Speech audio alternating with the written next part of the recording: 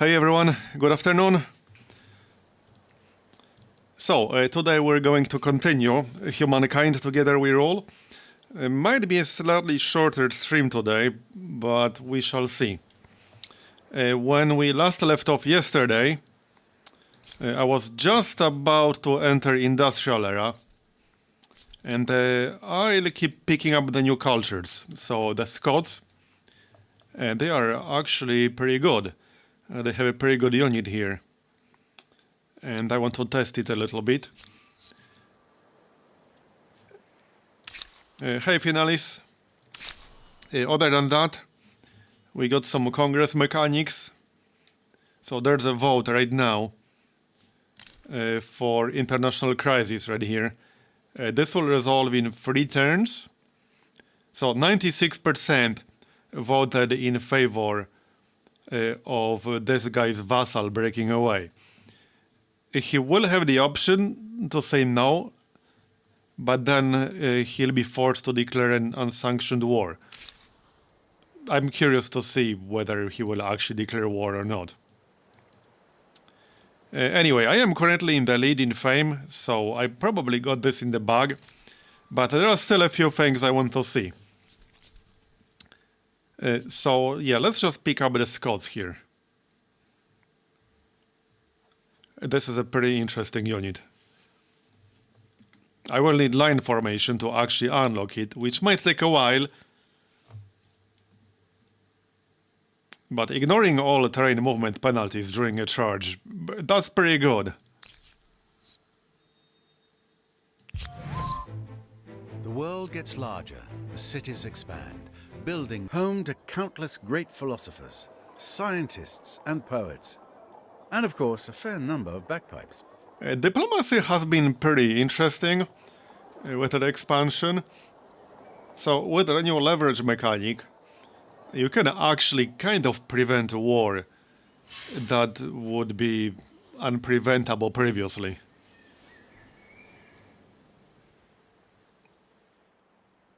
It definitely makes diplomacy a bit more interesting. AI is still not particularly smart, mind you, but you can spend the leverage.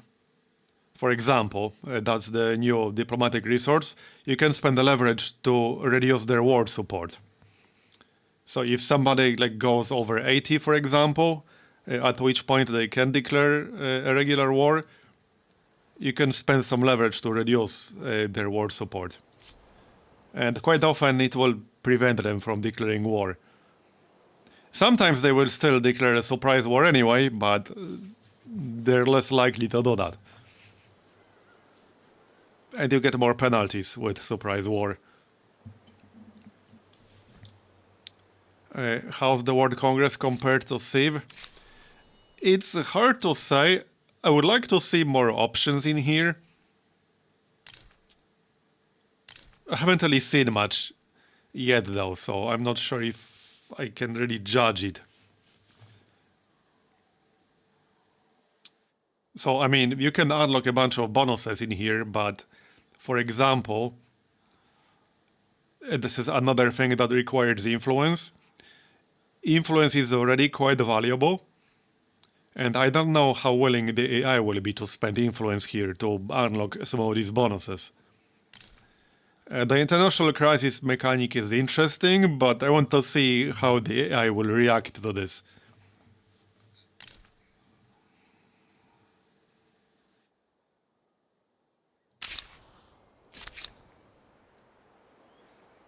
But it's a good step forward.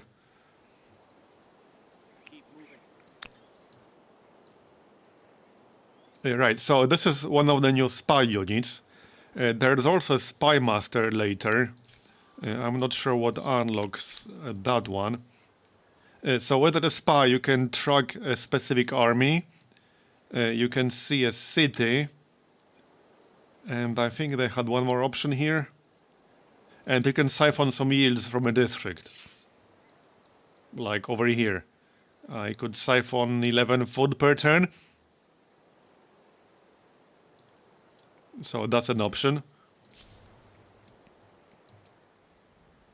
And there are also some new units with stealth. Hold on.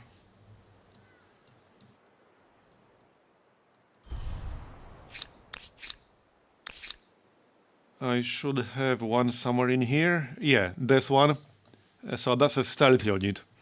And they normally cannot be seen. You can reveal them, but normally they are in stealth. Like on the actual global map. But in combat as well.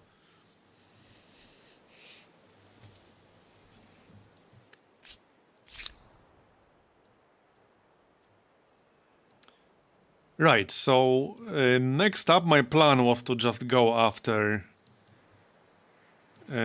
all these people in the east. I can probably capture Kerma next, and that's a pretty good city.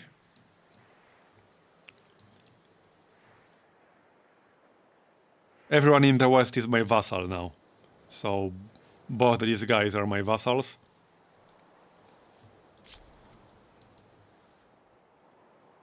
The English tried to break away, but I kicked their ass. They might try again, but probably not in the near future. You have my ear. Yeah, probably not in the near future. And if they do, I can just kick their ass again. I do actually have a lot of units, and I haven't prioritized gold too much.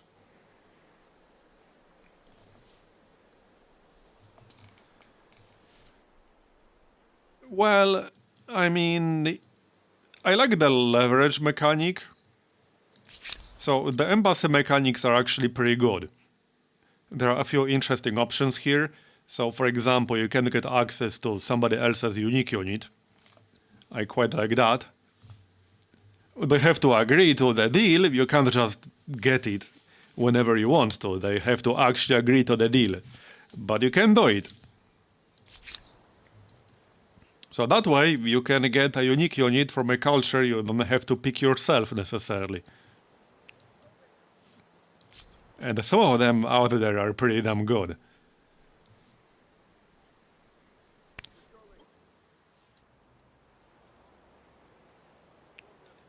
I think overall I still kind of preferred Civ long term.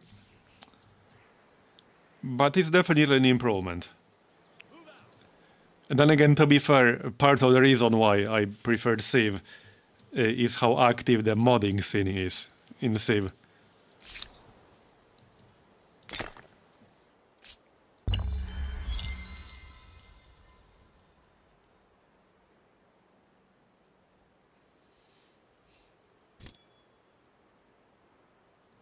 What's going on here?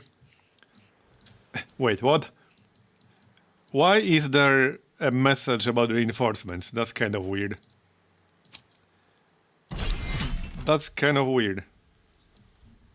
Oh, wait, I can get involved in another battle. Okay. Right, so I could actually move in to get involved in this battle if I want to. Some of these neutral units are kind of annoying. Oh, now they retreated. Wait, they retreated from 2 neutral units, really? Alright. Some of these neutrals have been really, really annoying. I just want to get rid of them here.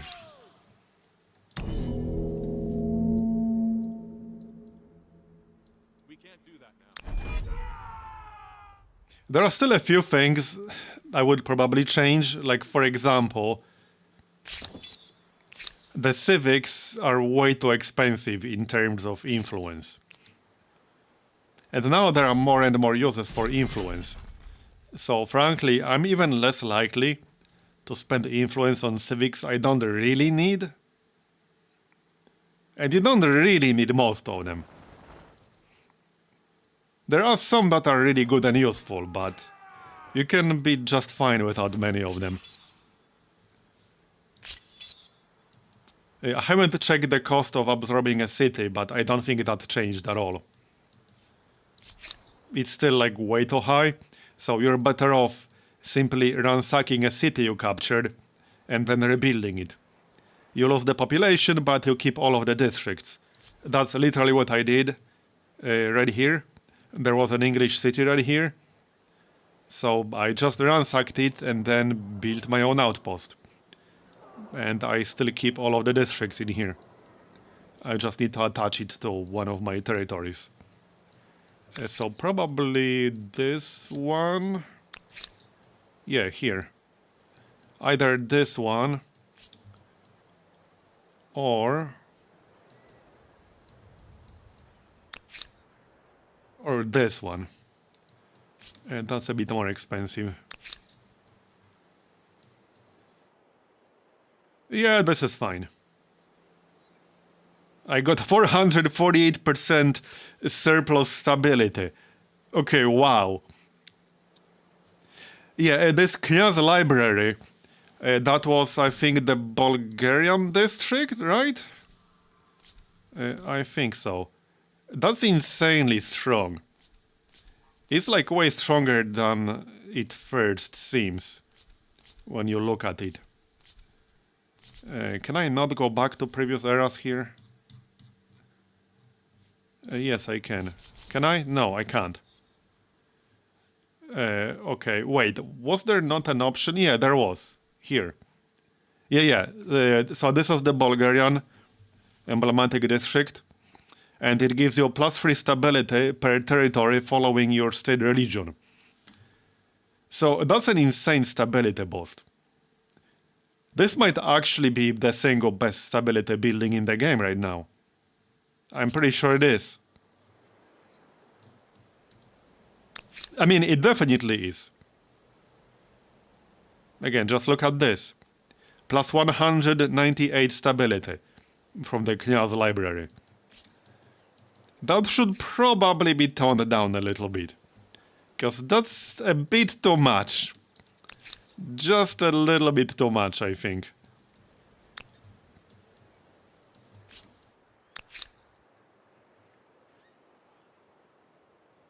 +297 here.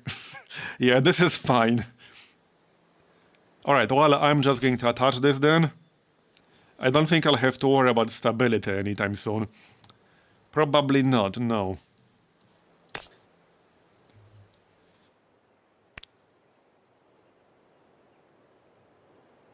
Okay, that would be a good spot here.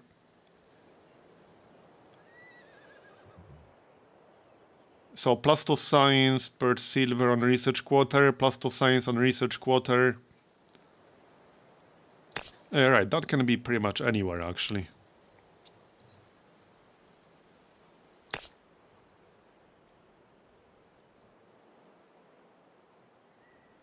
Alright, I guess I'll pop a few. I could use some more research still.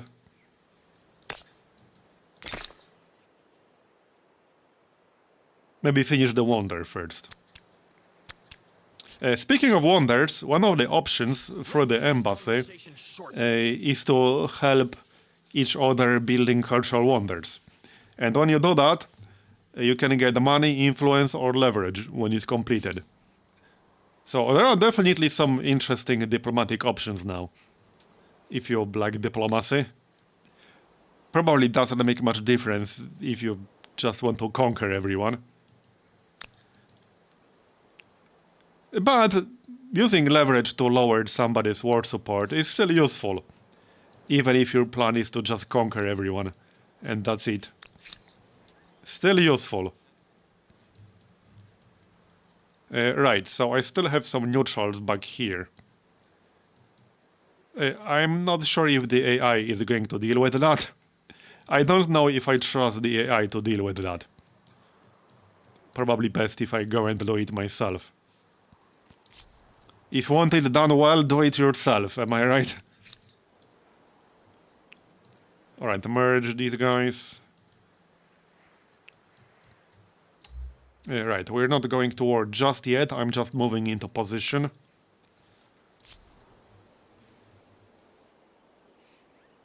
Yeah, it is kind of a snowball district, definitely. Right, so I want to see the city here, just not sure how close I need to be.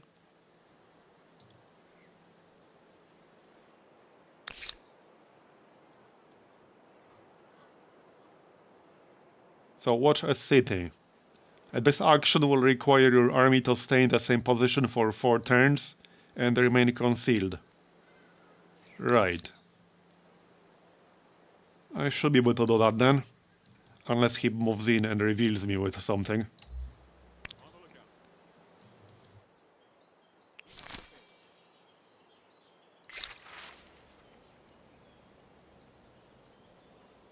You know, speaking of Civ, I really hope we'll see some kind of news about Civ next year. Anything. There's apparently a new DLC coming. But yeah. You know, the fact there's a new DLC coming actually worries me, because that probably means whatever is next for Civ is not going to be anytime soon.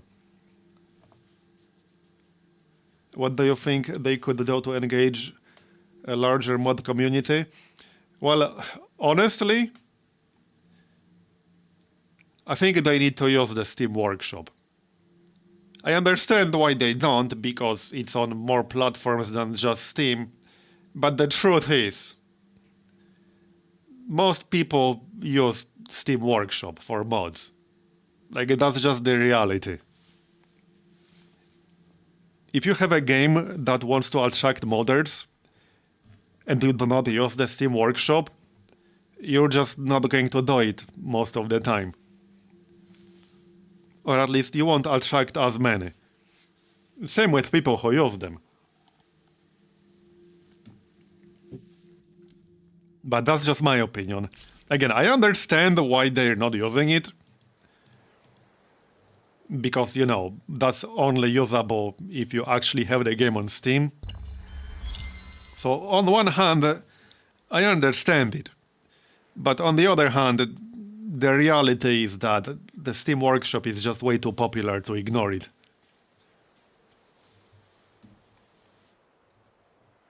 So, that's my opinion. And of course, like, it would definitely help if the game got more traction in general, if more people were playing it overall. But I think it still needs some improvements. So nice to hear from you. I mean, I would say balance overall is still a bit off. Why are you here? Don't get me wrong, I enjoy the game. But the balance is definitely still off. What concerns you today? With that said, the balance in Civ is off as well. Like, I enjoy Civ with Frontier Pass, but Frontier Pass was not exactly balanced, you know? Wait, really? He lured the population into Harappa? And he's my vassal too. Okay, that's kind of annoying. We can forget this if you're willing to meet halfway. I'm sorry. I have a feeling I'll end up fighting him again pretty soon, but alright. I literally just had a war with them. And I want another one, apparently. Alright.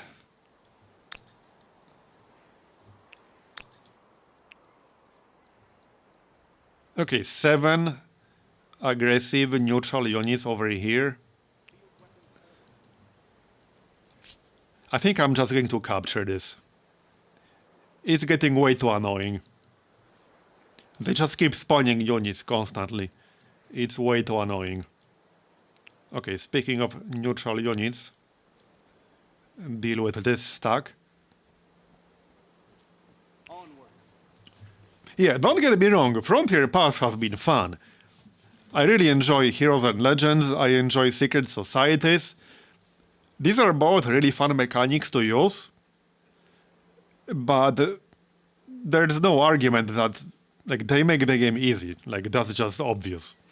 Especially Heroes and Legends, where AI is pretty much incapable of using them properly. And don't even get me started on monopolies. Like, monopolies made the culture victory so easy. With the Frontier Pass, culture victory in Civ 6 is by far the easiest victory type. Like, it's not even a competition.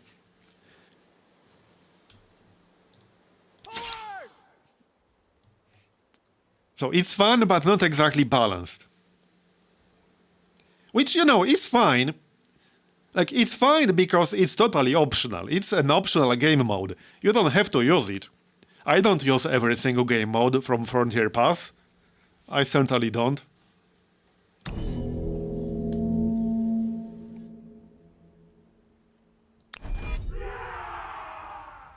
How are the city-states with this expansion? Yeah, so the city-states got changed. So the way it works now is you spend the influence to get these treaties, and you can get more advanced ones as your influence with the city-state improves. You have to pick one per tier in here. So first it costs you a little bit to just establish contact. Then you can get mercenary charter, trading charter, or science collaboration.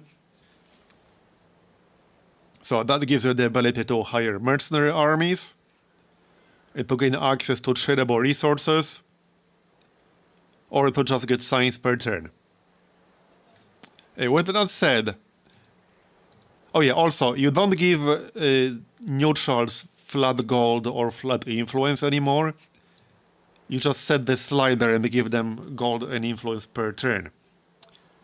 But I was giving one of them gold and influence for a pretty long time, and they still stayed hostile. So, yeah.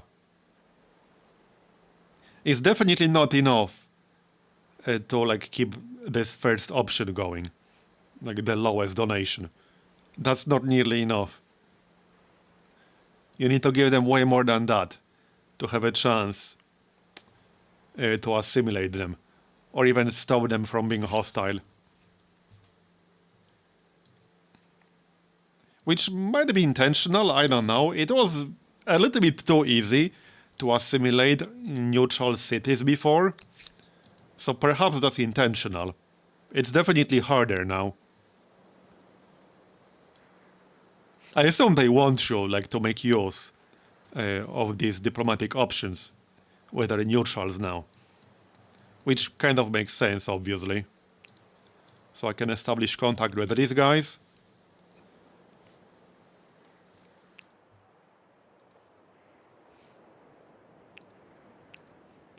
Yeah, so this is +1 patronage per turn, +2 or +3.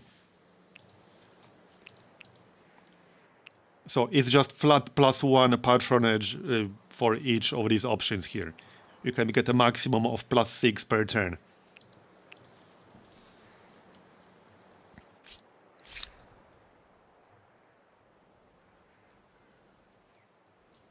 Right, we're going east.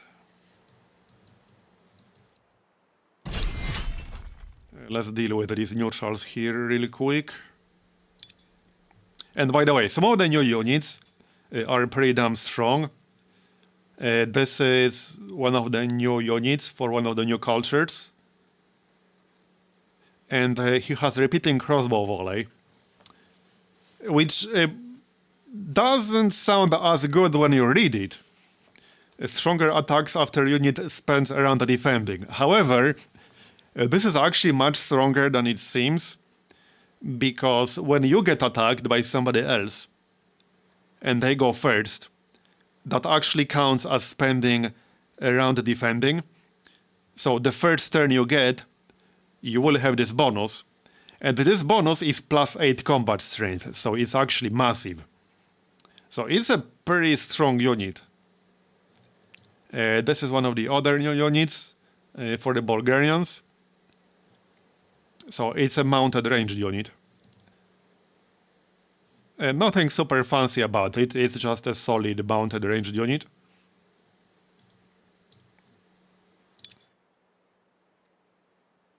Right, okay, I need to be careful here.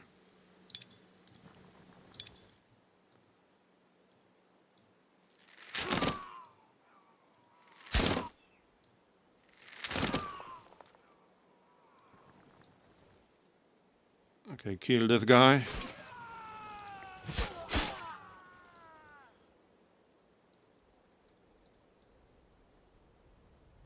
I still really enjoy combat in this game. I just wish some of the other areas were a little bit better.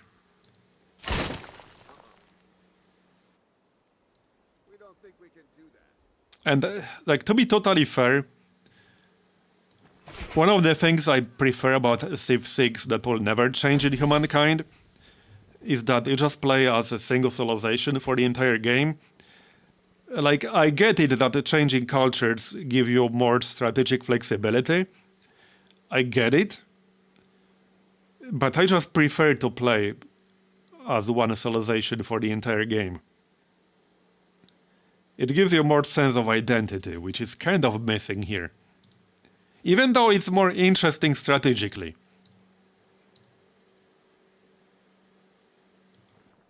It's one of these things that sounds like a good idea on paper, but I still prefer the way Civ does it. Despite the fact it sounds like a good idea on paper.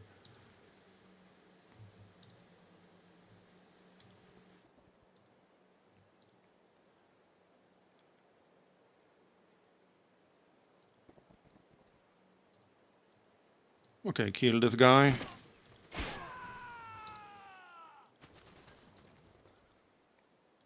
And then there are some minor issues, like the fact movement on the strategic map is so slow. I really wish you could speed that up. It's not like a huge problem if you only play the game for like, I don't know, 10 hours, 20 hours, 30 hours. But once you get to the point where you spend hundreds of hours playing a game like this, quality of life features like faster movement, faster animation speed are really, really important. Which is like the whole reason XCOM 2, for example, added zip mode as a built-in feature. Originally, when XCOM 2 was released, zip mode was not a thing. That was only added later. I haven't really played the Old World. I tried to get into it, but I just couldn't. It just wasn't really my thing.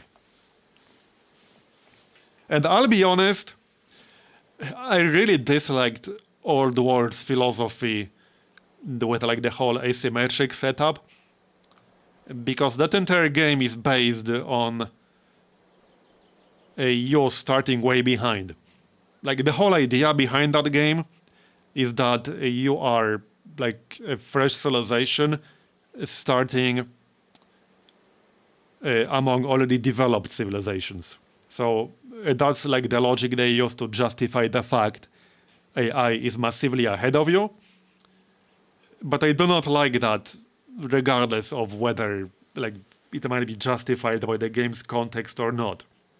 I just don't like that idea. You know, I do not like when the AI starts massively ahead of you.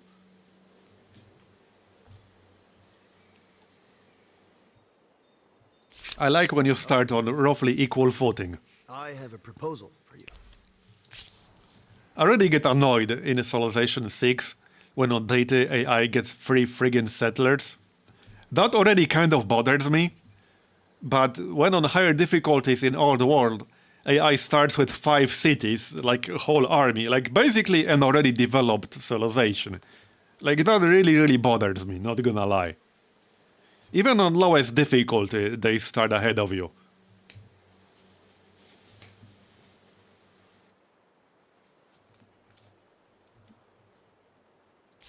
For me, that's kind of like a cheap way to hide the fact AI is bad.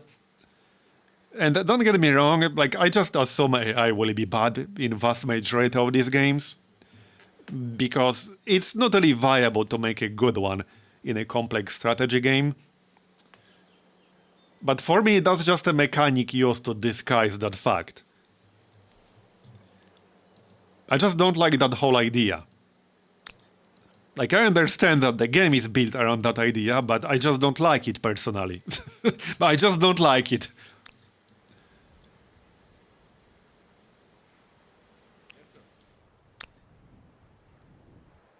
But that aside, I just couldn't quite get into it.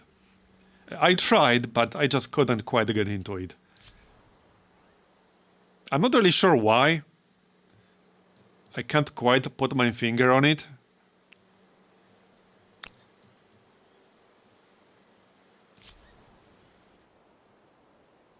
And of course, like, it's a game that's constrained to like a specific era.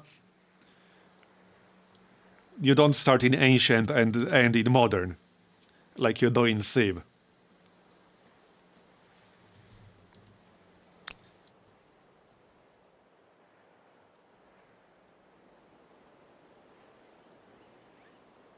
Which again, I get it that this was the idea behind the game, but when I play, let's call it a civilization-like, I would strongly prefer if it covered, like, you know, the whole timeline, so to speak.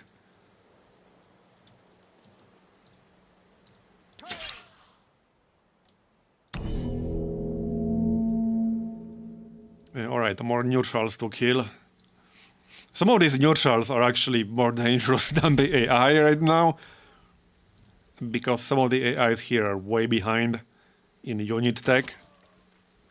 So ironically, some of the neutrals actually have stronger units.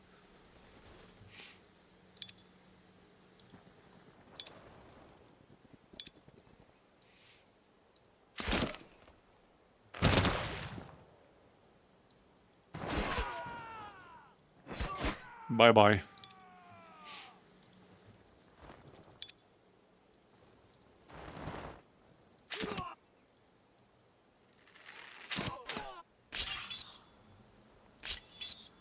All right.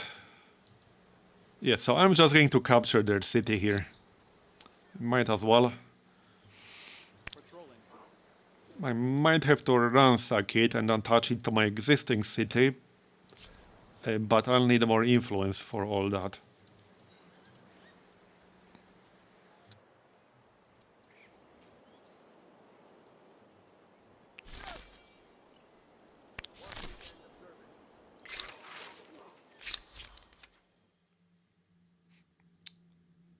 Yeah, 856 influence for a civic right now.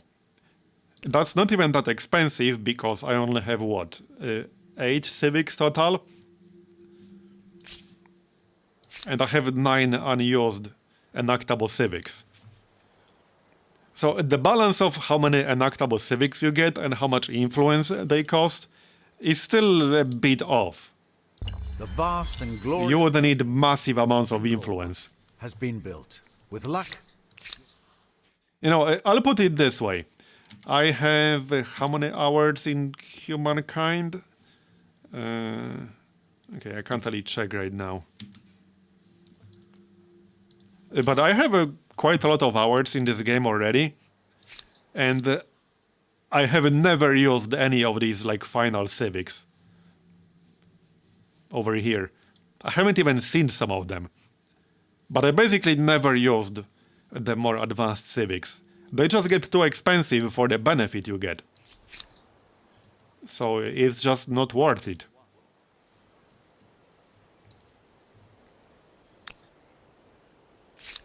And I think overall, I would like to see more viable options in here. Because really, the way civics work right now in Humankind is that you have a few really good ones that you generally always want to pick. And that's kind of it. There are a lot that are nice to have but not crucial. There are a few that you almost always want to have no matter what. And a bunch that are almost completely useless for their cost. For me, there's no real choice in here. Like in Civ 5, you had a choice between tradition and liberty. And both were viable. Depending on the map you were playing and the Civ you were playing, one might have been more viable than the other, but both tall and wide was equally viable in Civ 5. Which, as a side note, is something I really enjoyed in Civ 5 compared to Civ 6. In Civ 5 you could play truly tall, and you could also play truly wide. I personally preferred wide, but just because I preferred wide, just because I preferred tall, doesn't mean wide was not viable. It was absolutely viable. I just didn't do it because I preferred tall. But both playstyles were equally viable in Civ 5. I mean, one of the pretty popular strategies in Civ 5 was to go for commerce. Was that what it was called? But really wide empire with commerce on deity, that was a very viable strategy. So either honor into commerce or liberty into commerce. But here, like for me, civics are kind of boring. And sure, you get these bonuses on the axis when you go left or right. And they are kind of nice. But most of the time, you just end up getting the same exact one every single time. So, let's say science. If you plan wars, you always want to have this +2 combat strength bonus, because it's just too good. I think this top one is maybe the most interesting choice, between +10% gold and +10% industry. But yeah, really, I would like to see more interesting options, and like branching out options, where you actually have different paths you can take with different strategies. It's kind of the same issue Civ 6 suffers from, in my opinion. Because, I mean, most of the time when you're playing Civ 6, you just end up picking the same exact cards. Most of the time. Sure, there are some variances in strategy you can have, but most of the time you just end up picking mostly the same exact policy cards.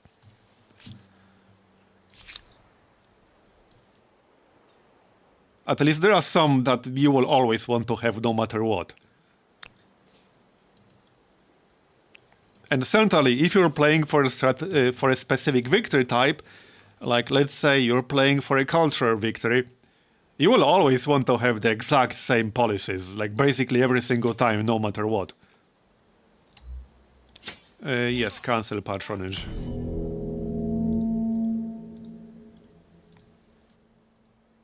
So what I'm saying is that I would like to see more interesting options in all of these games. That goes for Civ 7 as well. Like, I actually kind of enjoyed the policy trees in Civ 5.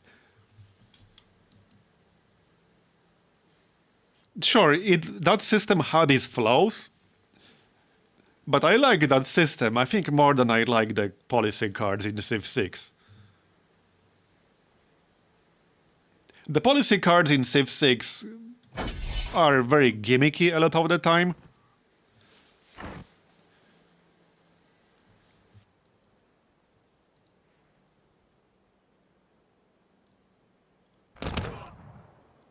Right, let's just deal with this real quick. I am curious to see where they will go in Civ 7 with some of these systems. Because some of them worked out pretty well, like the districts, for example. So that definitely worked out really well in Civ 6. I like the fact cities aren't just like one single tile. But other systems, maybe not so much.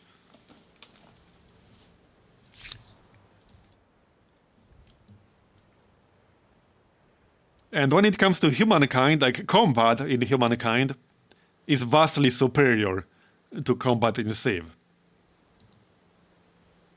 Like tactical combat in Humankind still is the best part of this game, by far.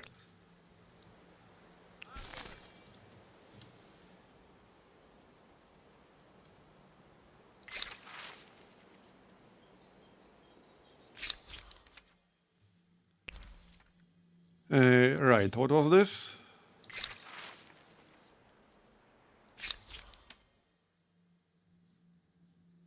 +1% science on holy site, okay. Sure.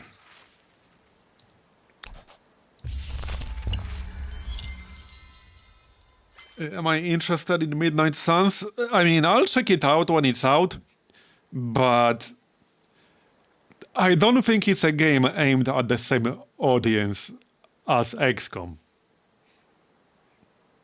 I just don't think it is. It's a different target audience than XCOM, I think. It's simpler just to call it the Duomo, but either way, it is A more casual, wider audience. and architecture. Not necessarily like actual fans of turn-based tactical strategy. Like for me, from my point of view, that's the whole reason why they picked up the IP and paid the license. There was no real reason to do it for like any other reason than trying to get a wider audience. Again, of people not necessarily really that interested in the genre specifically, but more interested in the IP. Maybe I'm wrong, but I just don't think it's going to appeal to people who are, let's say, more hardcore fans of turn-based tactical strategies. I will still check it out when it's out, but I don't expect it to like scratch the same itch as XCOM does. I just don't. Maybe I'm wrong. I'm totally open to being wrong. But that's my expectation as of today. I'm happy to be proven wrong.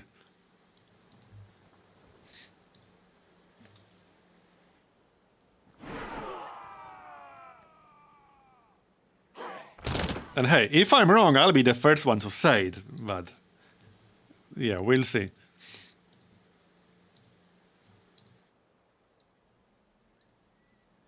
And another big one is modding. Like, let's be real. XCOM 2 wouldn't be nearly as successful in the long run in terms of like how many people are still playing it and how active the game still is if it didn't have such an active modding scene. Right? And I highly, highly doubt Disney would let a game that uses their IP to be highly moddable. I highly doubt it. I will be surprised, like, if that game is moddable at all. I don't expect it to be. At least officially.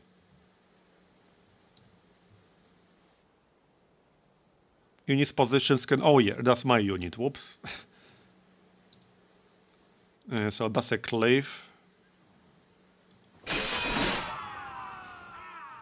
But modding is a huge reason why XCOM is still as popular as it is, and why so many people still play it. Because really, how many times would you replay XCOM 2 if it had no mods? I know I wouldn't.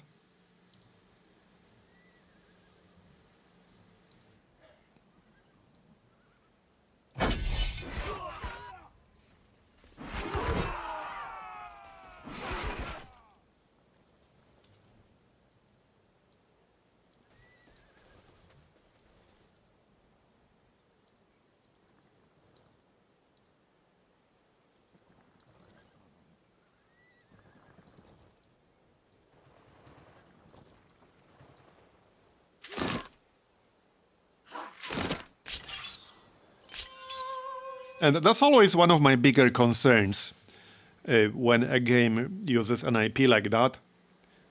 Because, again, like, let's be real, companies like Disney in particular always want to have control over the context in which their IP is used. And when you really open up a game to modding, you lose that control. And not only that, you are pretty much guaranteed to have some really questionable mods out there. They might not be super popular, but that doesn't mean that they can't go viral in the context of your IP.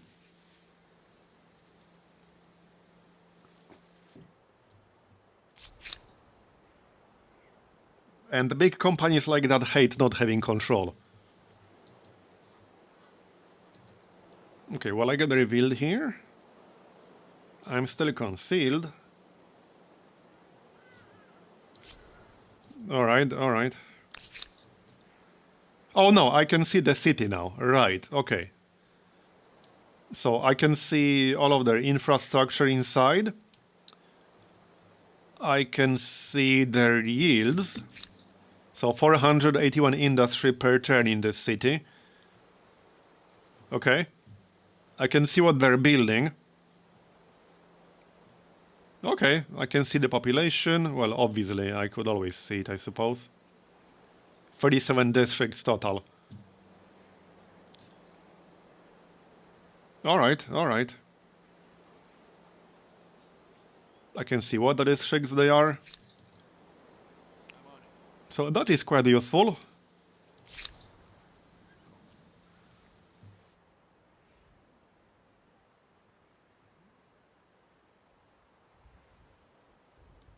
And speaking of XCOM, whatever the next XCOM game is, hopefully like we'll get one eventually. I assume it will stay as open to modding as XCOM 2 has been. Because clearly that's been a large part of its success. I assume it will. And it's crazy, like, how many talented modders there are in the XCOM 2 modding scene. It's actually insane. And how huge the modding scene really is in XCOM 2. And that's what, 6 years after release? Because XCOM 2 was originally released in 2016. So it's been 6 years.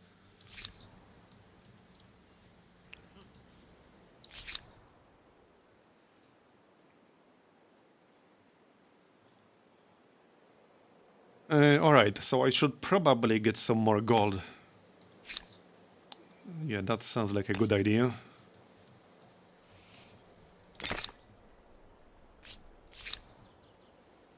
Some market quarters probably wouldn't hurt.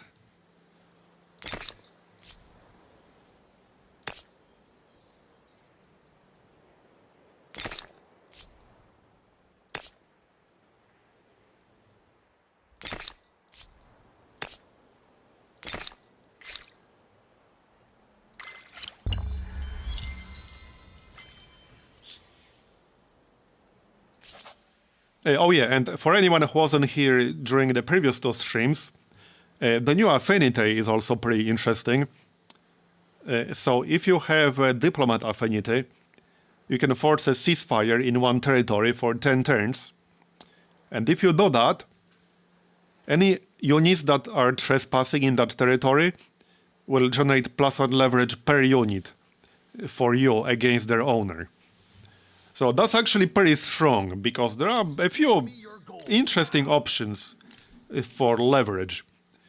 One of the things you can do is diplomatic ultimatum, which forces them to give you what you want, if you have any demands right here, or they have to declare war. Like, that's the only two options they get. They can either accept your demands or declare war. You can, again, reduce their war support right here. Really, it was the only possible outcome. Not quite sure how the sanctions are going to work exactly. You can't see the full description until you actually unlock that option. But yeah, there are definitely some interesting things you can do with leverage. And diplomatic affinity can give you quite a bit of it. Okay, they want to... Oh, my demands have been refused. Yeah, I don't really care about getting 2500, I just don't want to deal with them. So I'll withdraw the demands, it's fine. I'll still kick their ass if they decide to attack me. Right, so the city. Can I get +1 city cap? Well, even if I can, I'll probably want to ransack this anyway.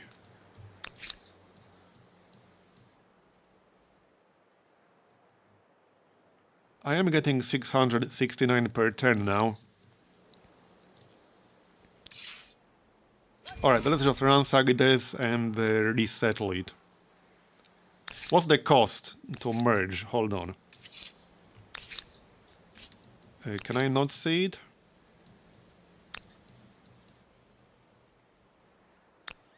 Oh, I didn't actually unlock the option to absorb. Yeah, but I'm pretty sure it didn't change. I'm pretty sure it's still the same. Yeah, it's military architecture. I don't really want to bother researching that for 3 turns. Just to find out the cost to absorb is still exactly the same. Because I'm pretty sure it's still exactly the same. So I'm not going to waste time doing that. I'd rather research some military techs. Yeah, I'll just ransack this and then rebuild it myself. And attach it to Preslav, probably.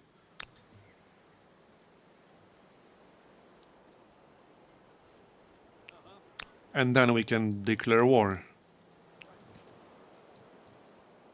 And take Kerma.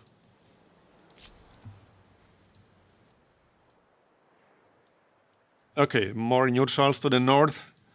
Well, hopefully they are far enough to not bother me. But I don't want to take this territory right here. It has some strategic resources that I might need.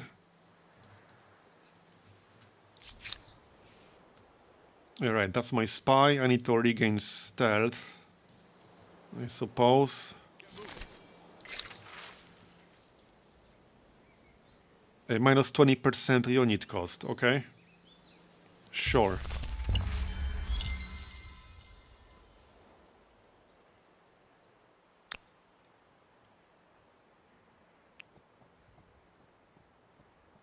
Okay, there's oil up here. Interesting. Yeah, where's oil exactly? Because I can actually see it now. Coal. Do I not have oil, really? There's one down here. And that is my territory. So I have one. Potentially one more, if I take the neutrals. The island has oil. Okay, 2 sources of oil up here on this island I took. So that gives me 3. Alright, that's good enough. So, grab this again, like so. And, okay, 1200 to absorb it. Or attach, rather. Yep. And then I could get a garrison over there.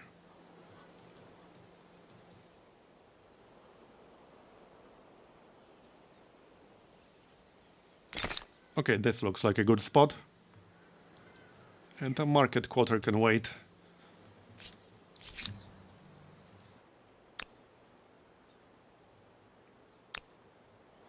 Right, let's merge some of these units here. I can have up to 6 in one army now. Stay together. Move it.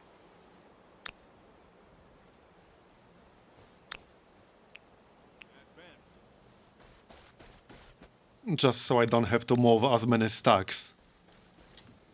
There, that's better. That's my spy. Understood. Keeping watch. Yeah, I have oil problems in every single game I ever play. Is a nice start to a healthy bank account. Civ, Humankind, Victoria, you name it. Unheard of relative. Always short on oil. A pleasure to see you again. Suspicious. Alright. Listen very carefully. Your proposal makes sense. I say yes. This is fantastic. That's a lot of demands. I'm sure you might know. Solve the wounds your hidden way.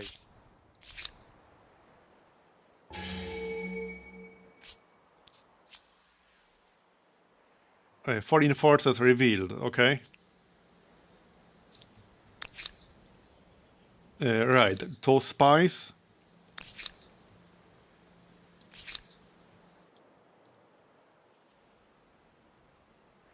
I don't think it matters that much.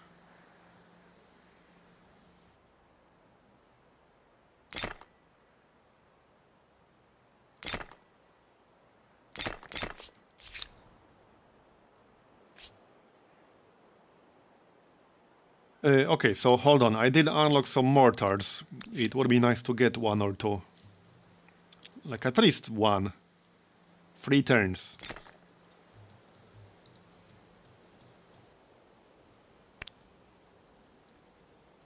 Alright, yeah, let's grab a mortar real quick. Is there a garrison around here? Over here? Sure, okay. I guess that'll do.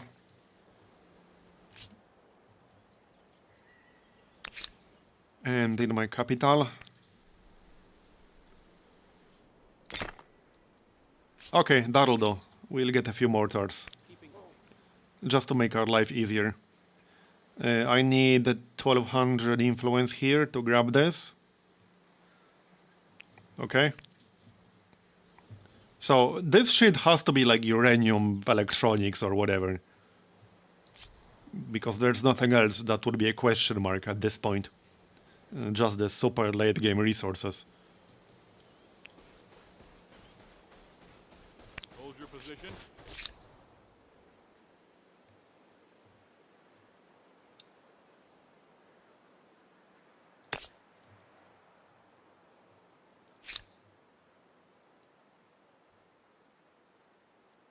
Oh yeah, plus 37 food.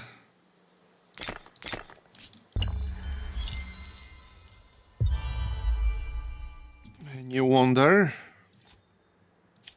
I don't think I'll be spending influence on that right now.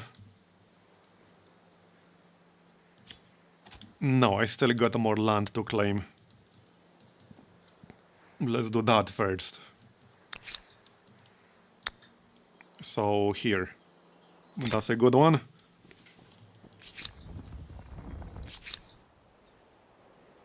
And I'm just going to wait for the mortars. That won't take long.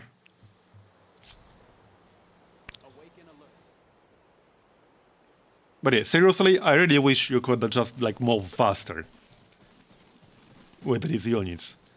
This is way too slow. It's especially annoying once you start building railroads and then you have to wait like 20 seconds for your stack to move from one side of the continent to another. Like, it shouldn't take that long. It's just a bit too slow. Be the change you want to see in this world. Grand Freedom. How about now? My contempt. A dog's contempt. Oh yeah, they picked their next culture. He was English before. Alright, whatever. There's just I'll probably have to fight them again at some point. You stand head and But shoulders all right. above the others. Congratulations on your fame. It's fine. fortune, and I do have place some in units annals of back history. here. Not a lot of them. Here, there's a stack. So I'll keep this one in the west. Go on.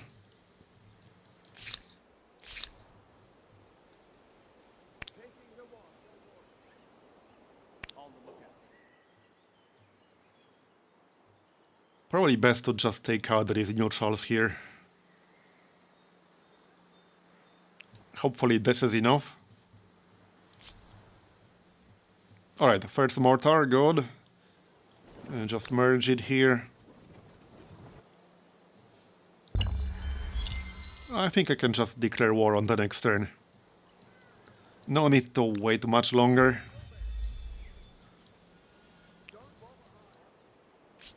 Do I have enough war support? Yes, I do.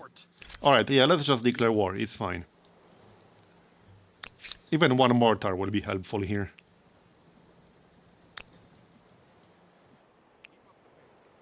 This will probably be a bit of a one-sided war here.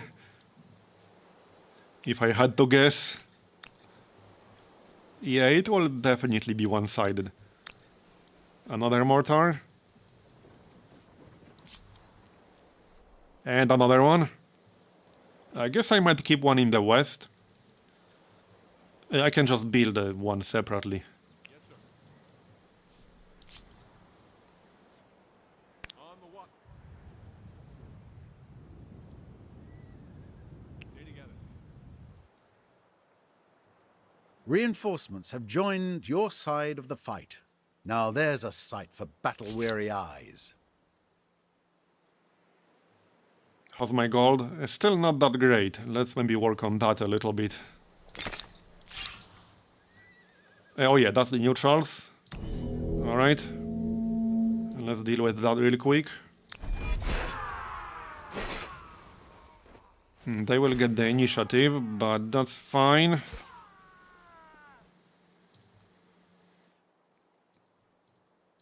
Can I get a rear attack? Yes, I can. Rear and high ground. There we go.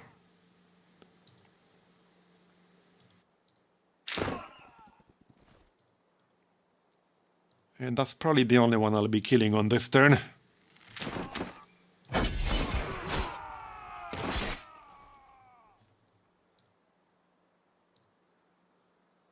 Yeah, I'll just back up here.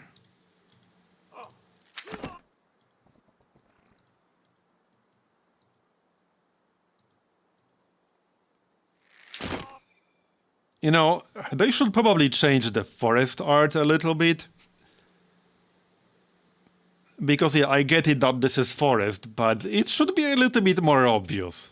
I know it's a small thing, but a forest should really be way more obvious than this. In my opinion.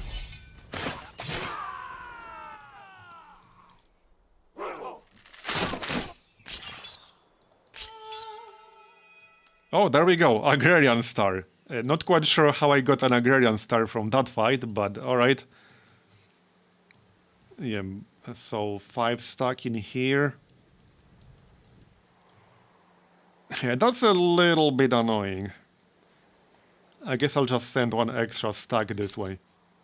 Okay, that's 5 crossbowmen. Shouldn't be hard to deal with.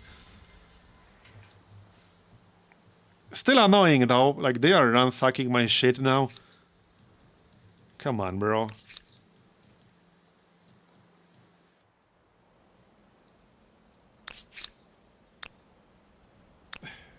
Okay. Well, I do not have a garrison nearby.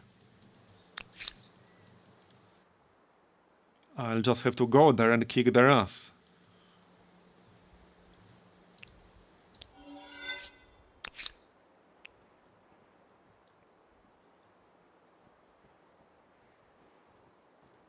Maybe they will back up to defend.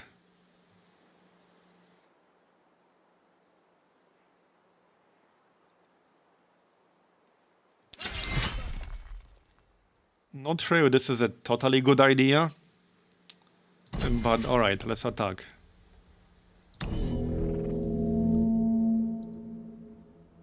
It might not be an entirely good idea, but these are just peasants. Shouldn't really be a big problem. I can't quite get in on the first turn.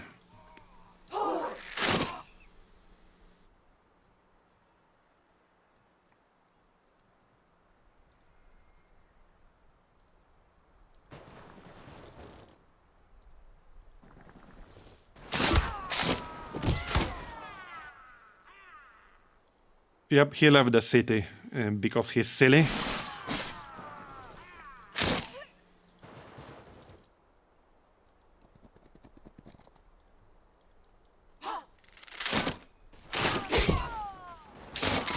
AI is not exactly smart with city defense, that's for sure.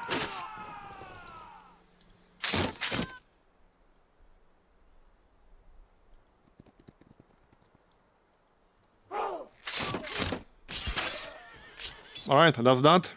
Still got this stack of crossbowmen, but oh well.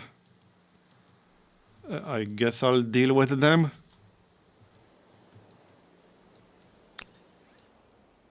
I think I just need to move back with one of my armies here.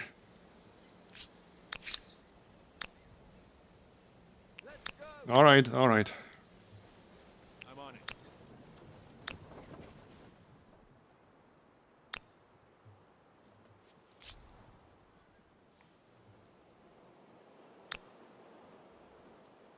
Okay, let's go take Kerma already.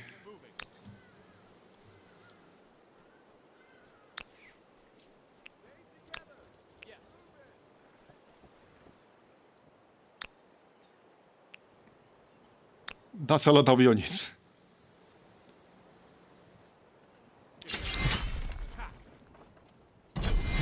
Yeah, obviously assault. Yeah, I don't think they exactly stand a chance here.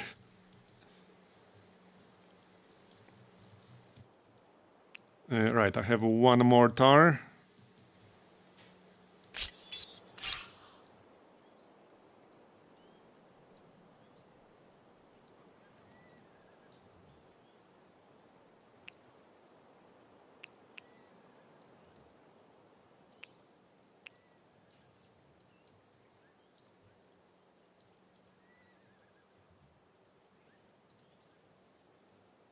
Okay, that's fine.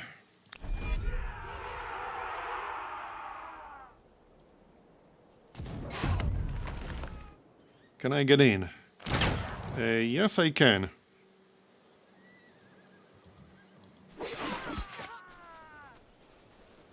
Nice. I'll just let him attack me.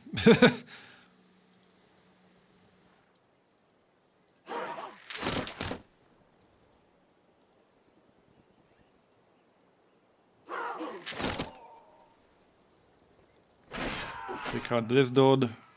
Get in again. Yeah, he's as good as dead.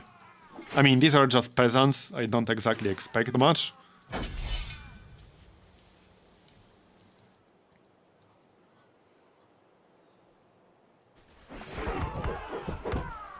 Nice try, buddy.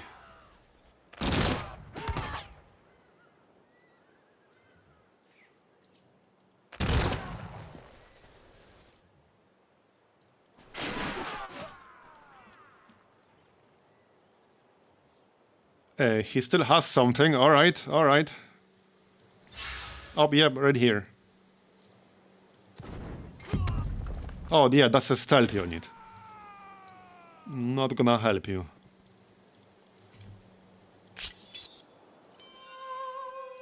Military star, nice.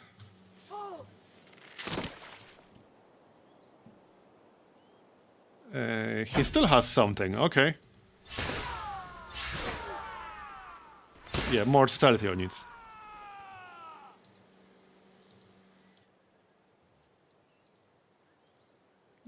Okay, that's a bit weird.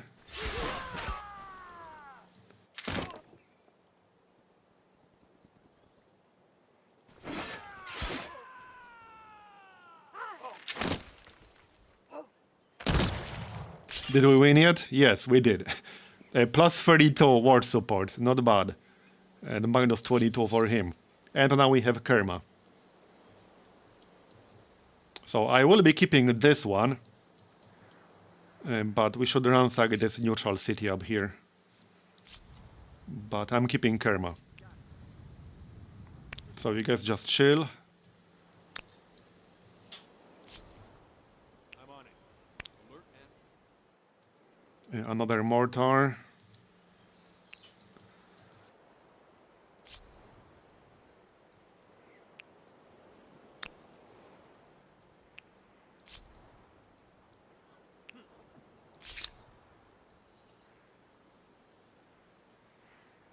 Let's see now.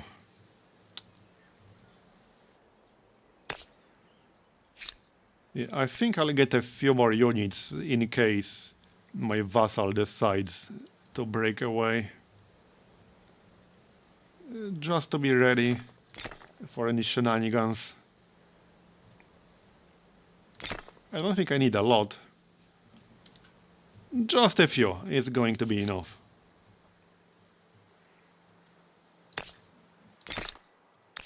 Right, so I will be ransacking this.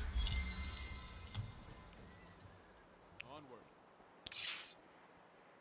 And then we'll reclaim it.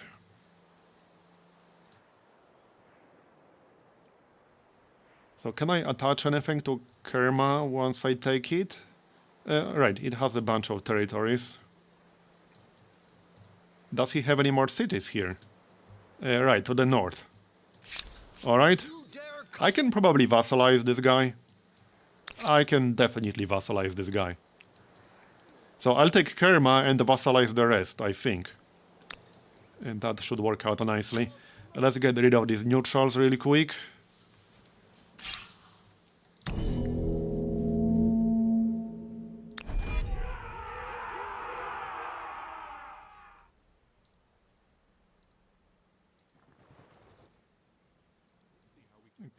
Okay.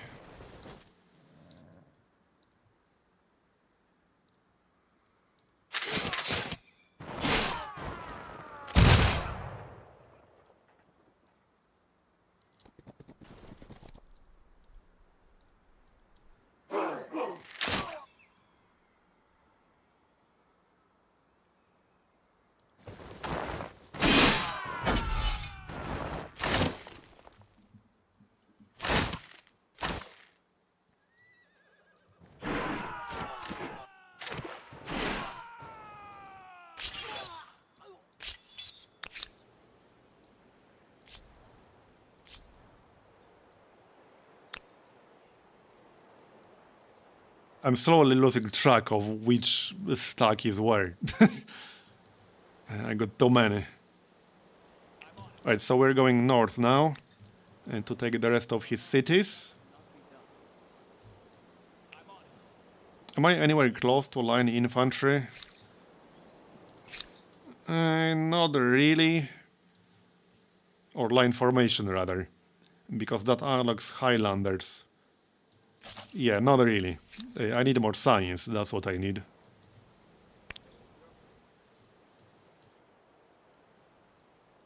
I'll keep a few units in Kerma just in case. There's another mortar. And another mortar. Moving heavy weaponry. Keeping watch. How's my fame? Yeah, I'm quite a bit ahead now.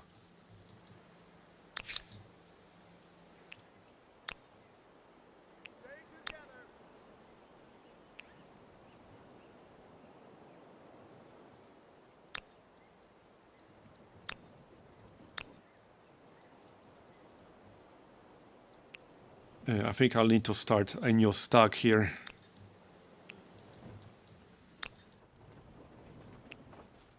Right, so let's reclaim this and get the oil and such.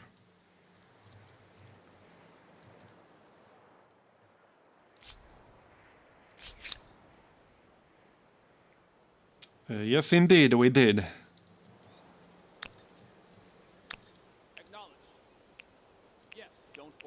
Why can I not move here? Right. That's a bit weird. Go this way. Okay, that's a bit weird. Go this way. I'm on it. I literally can't move into this tile. Watching and observing. Maybe there's a unit in stealth in there. I have no idea. But that's a bit odd. Alright. Don't think I need more garrisons. Okay, let's grab a unit or two. Again, just for defense or for offense if he declares war on me. More science.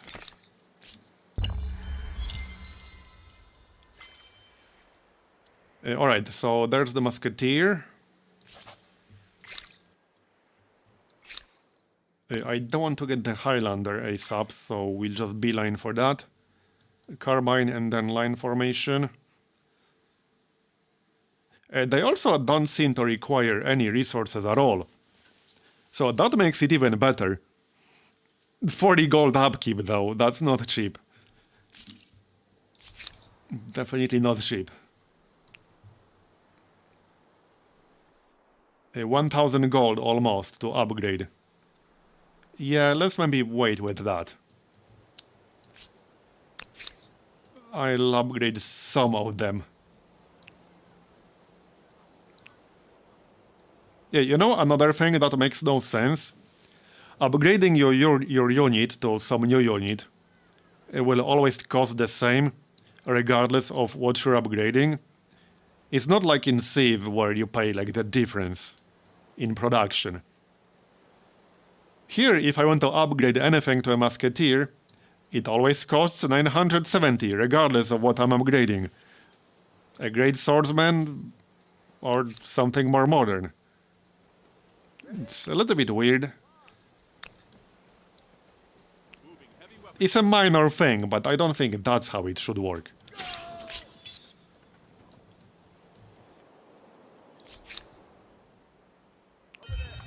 Okay, now I can enter that tile. Yeah, that was a bit weird. Not quite sure what happened there.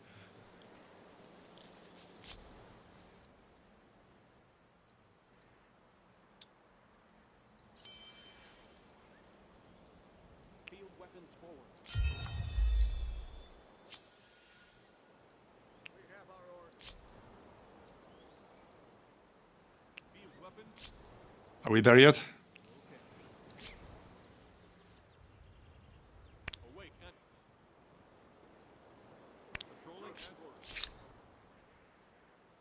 ordered. I can still grab one more obelisk. I might actually get it in my new city. Once I claim it in Kerma.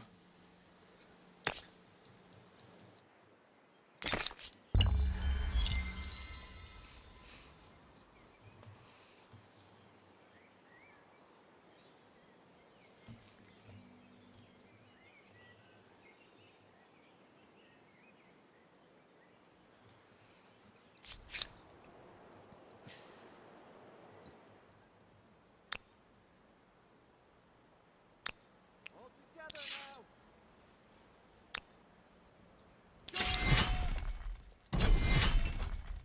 This will be a slightly one-sided siege. Yeah, just a little bit.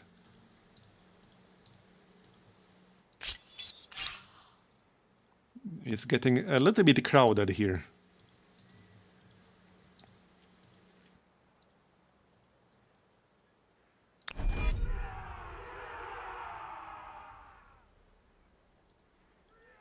Oh yeah, these are still peasants.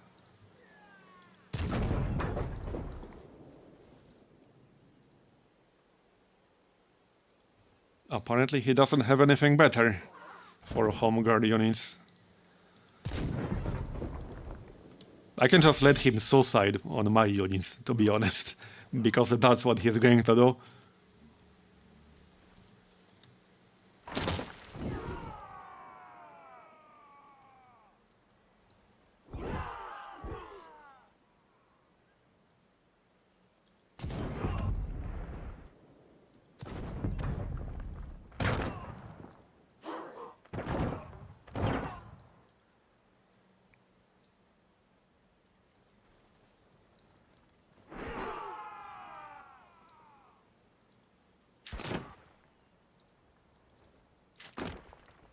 Bye-bye.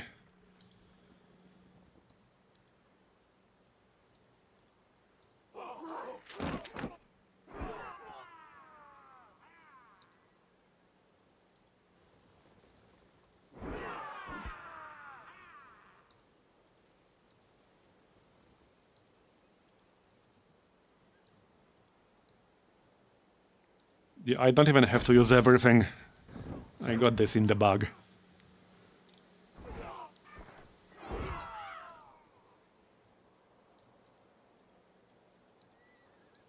Yoink.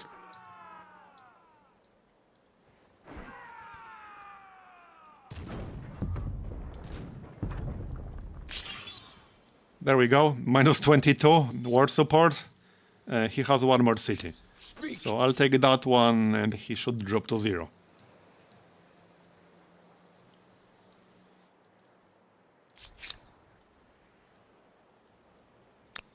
All right.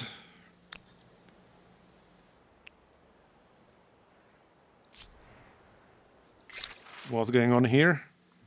Plus 10 stability, plus 50% health regeneration for 10 turns. Okay, that sounds nice.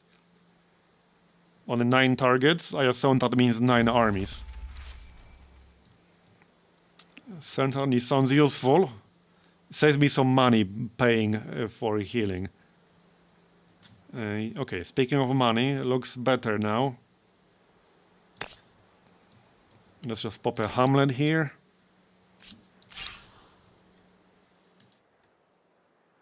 Oh, he's attacking my envoy. That's a little rude. Yes, he is. I suppose it doesn't matter that much.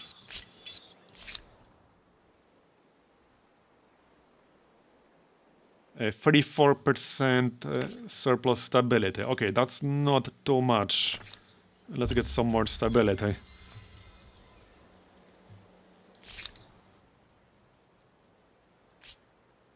Alright, so let's take the other city. I think I'll need an extra turn to siege that.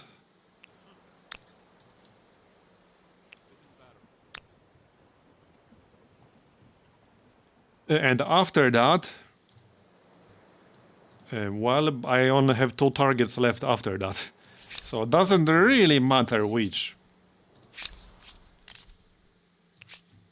And let's make some demands here. I'm not usually your. You have my ear. I'm not usually a valid man. There is a penalty. Such.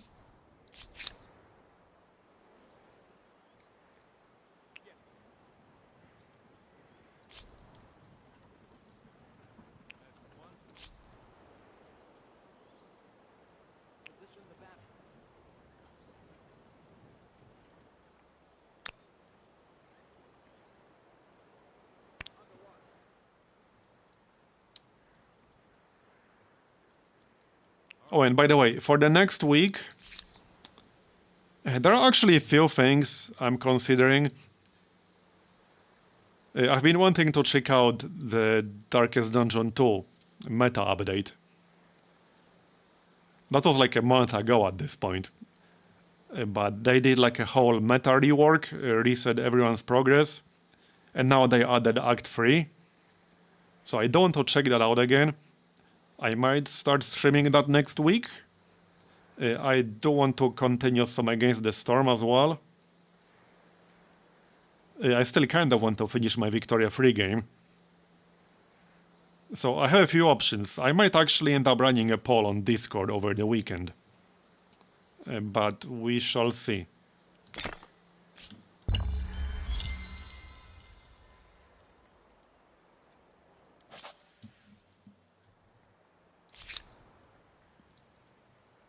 Alright, so let's finish him off. Oh, Pink took his city. Alright.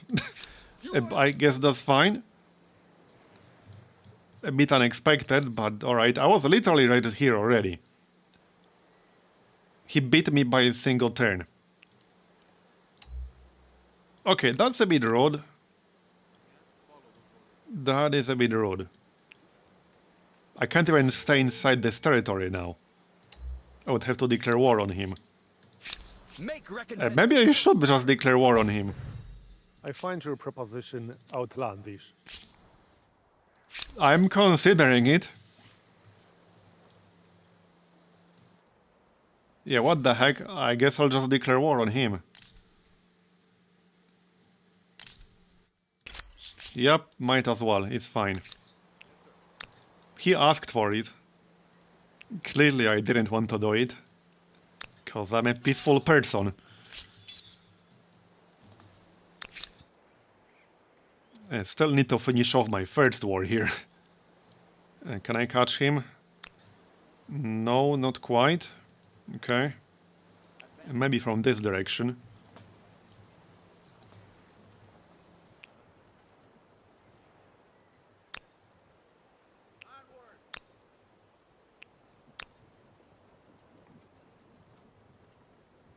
I really shouldn't have this solo mortar, but... Okay, let's move a unit or two. That order can't be executed. Yeah, not on this turn anymore. Greetings. To what do I... Oh, okay. This guy as well? I mean, I could just declare war, but I don't necessarily want to be at war with literally everyone all at the same time. It was merely a pass. It can wait. Not that I couldn't handle it, but yeah, let's maybe not be at war with everyone simultaneously. This is probably enough. I still want more science, so let's get some science. Just to speed up the research. Okay, done. So we are claiming Kerma. You dare come to me now?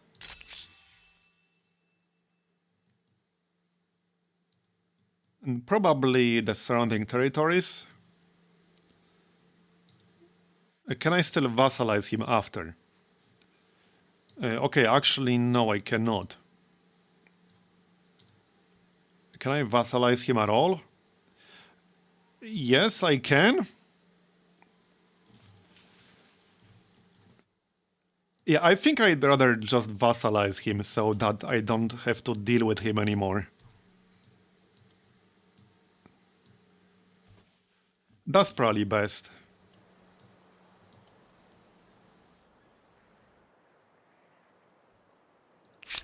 I won't be taking the city, but that's alright.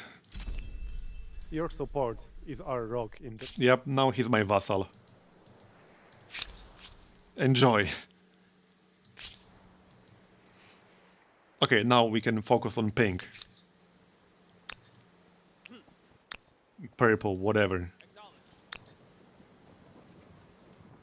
More of a pink. Alright, does he have better units?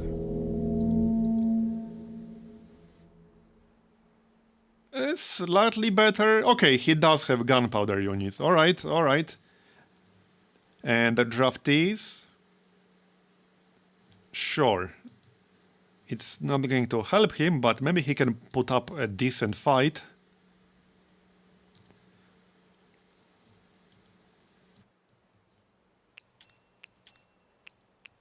I guess I should upgrade some of my units now. Yeah, probably.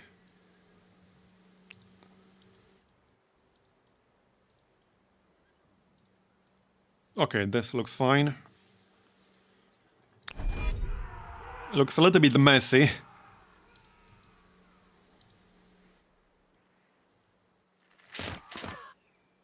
Oh yeah, and I have reinforcements, because why not?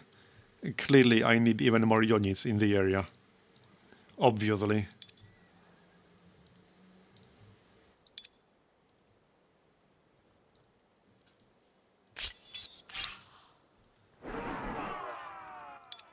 Get out of here. That's my mortar.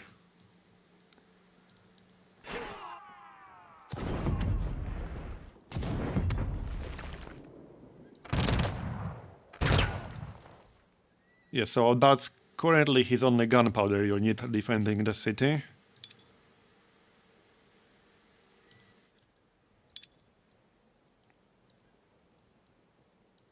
Okay, that'll do.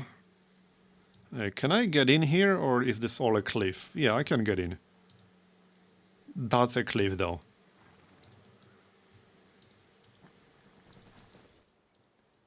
Looks like that's all I can really do right now.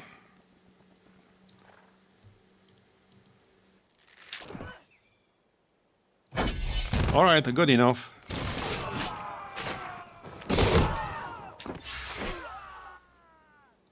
Silly AI.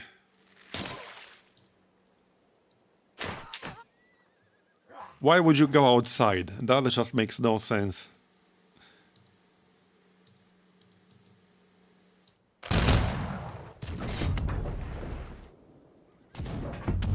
Yoink.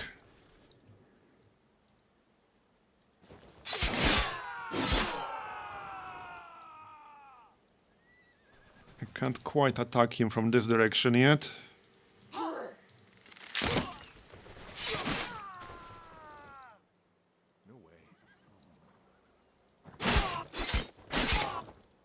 Alright, well, I more or less won now.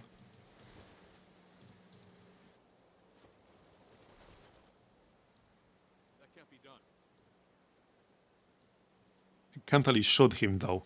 Maybe from over here.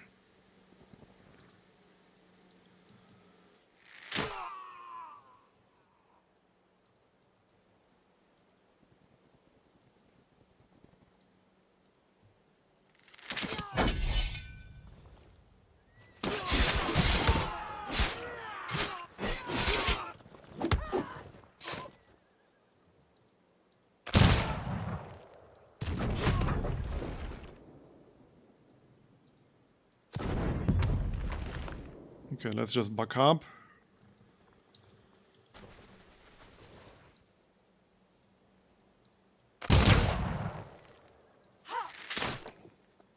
Are you dead yet?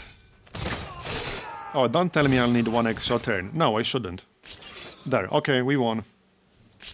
Alright.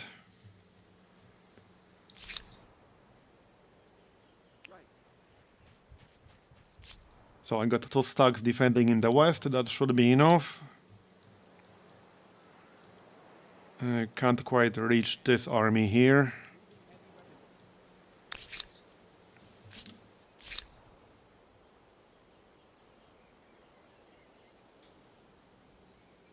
Let's just grab more science.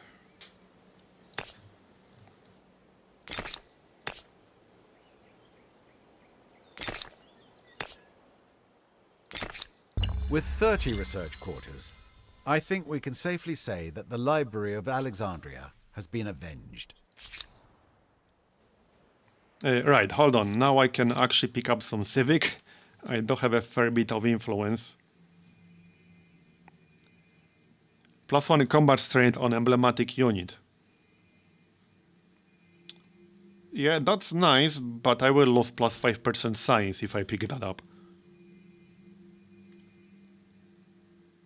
Okay, more industry. +1 farmer slot. I don't want more industry.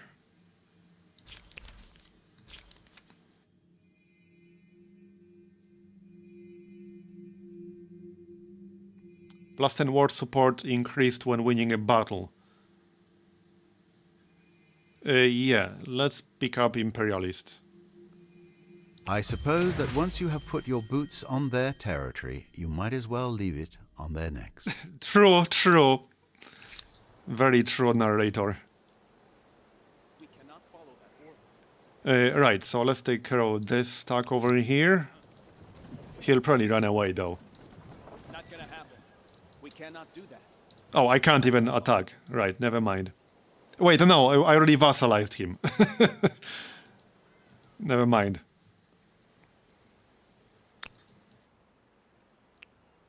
So 970. I guess I can afford it. I should slowly start upgrading these guys.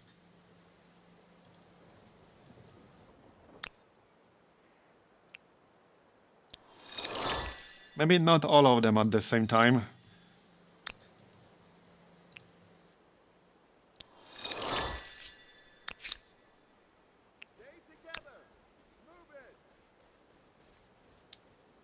Yeah, some pretty annoying cliffs around this city.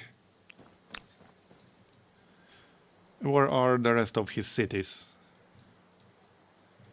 A little bit far away, other than this one.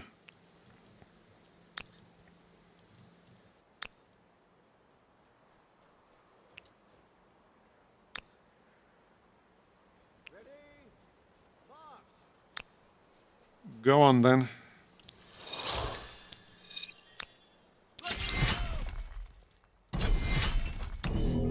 Okay, that should be pretty one-sided again.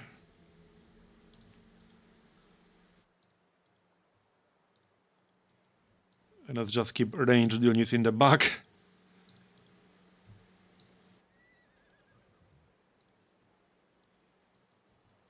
Yeah, my ranged cavalry is a little bit squishy at this point. Okay, that's good enough. Move in.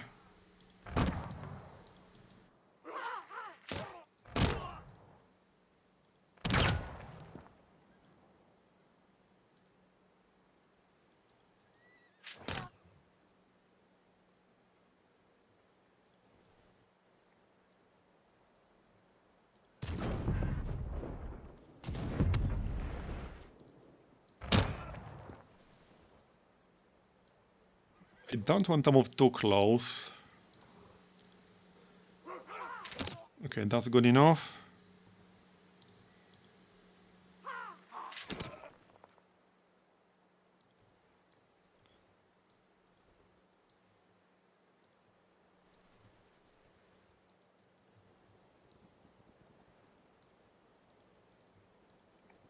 Seven movement is a lot. I'm getting +1 for my religion, but they do have 6 base movement.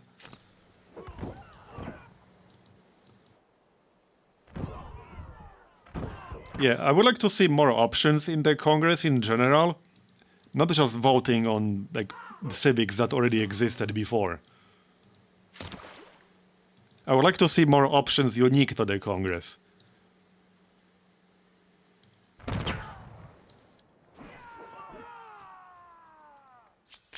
Alright, there we go.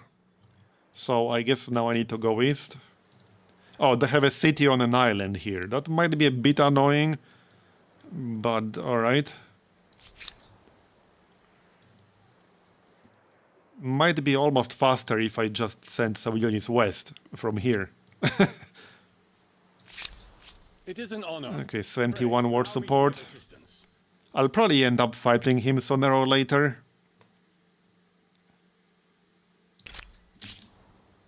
Can I reduce his war support?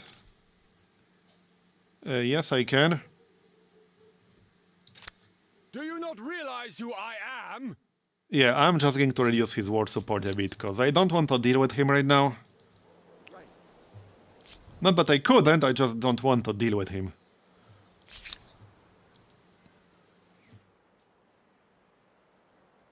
Right, what can I attach here? Good question. We should attach the oil.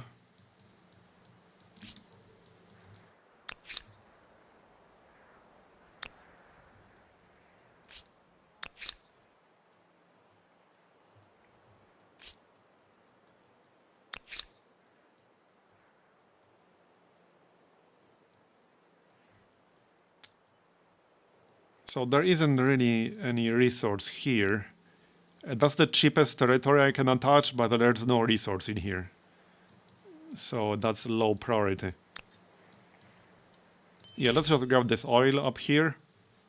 I can't quite improve it yet, but I just want to secure it.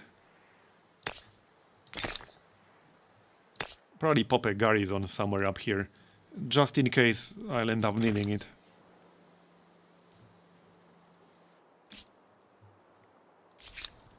Okay, good enough. Slightly more production.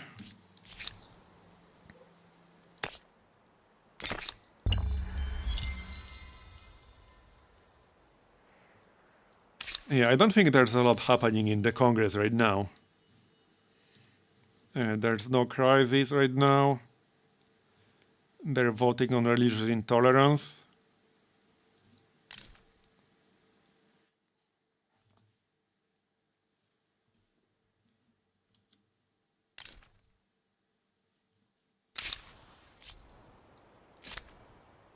The Congress could have been a bit more interesting. Refuse for 5,277. Yeah, no. I don't even have that much.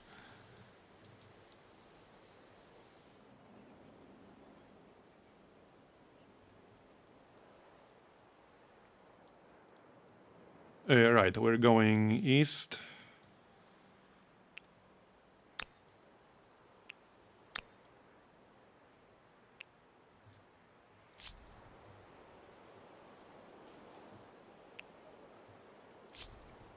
So am I close to line formation yet? Sort of. I have a feeling this game might be done before I even get line formation. It's starting to look very likely. I'm just going to vassalize everyone. Yep. I mean, really, I more or less won this game already. I'm way ahead of everyone. In tech, in military strength, in fame. So I pretty much won this already. It's just a formality, more or less.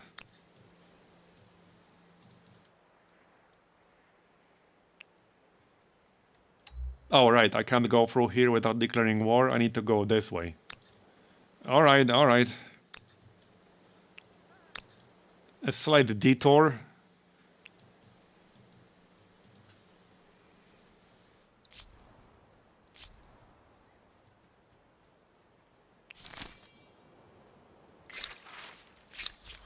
I don't think I want any civics. No, not right now. I still got quite a few more territories to attach. So, right, let's just attach this here. That will give me expansionist star. And get some more production. How are my stars? Okay, 2 more stars. What's the next culture anyway? Oh yeah, right here, Singaporeans. So that's the last one, contemporary era. Plus 10 stability per number of attached territories on the capital. Okay. Plus 100% militia units spawned when a city is under siege. Minus 25% on absorbed city cost. You know, the funny thing is, unless they changed the cost to absorb a city, which I don't think they did, even with minus 25%, it's still way too expensive. I still wouldn't use that option. Even with minus 25%, I still would not use that option. Communal housing counts as farmer's quarter. Okay, that looks pretty good. That looks pretty good, yeah. Plus 4 food on, basically plus 4 yield on every, like, specialist.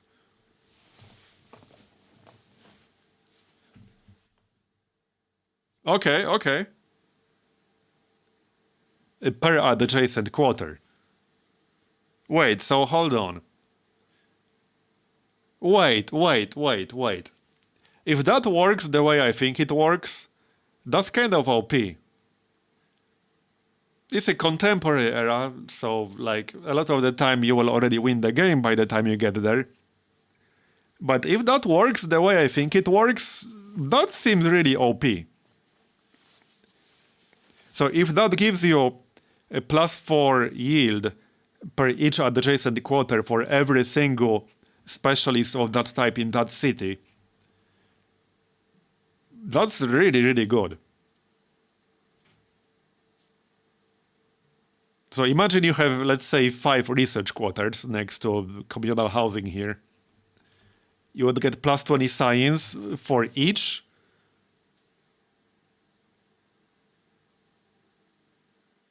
I would have to test this. It's either really crap or really good. No in between. This war is doing little for both our empires, no? Interesting. Wait, what? We will reflect upon it. Oh, he's proposing white peace? No, sorry, buddy.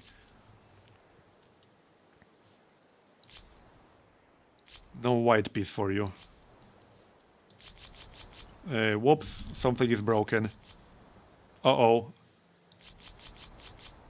And it's broken. I can't move to my next army in queue. GG, I broke the game. What the heck? Can I like move them manually perhaps and fix it? Oh, just plus 20 science? Okay, if it's just plus 20 science, then that's really bad. I thought it said like per...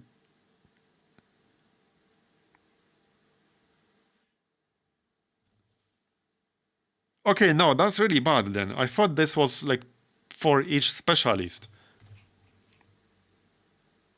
No, that's really crap then. What about the unit? I didn't look at the unit. It's an upgraded home guard unit. Yeah, I don't think so. I don't think I would pick that over other options in that era. Probably not.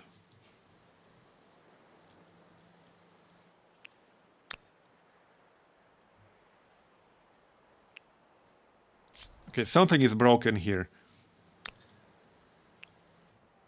Because I can't click this.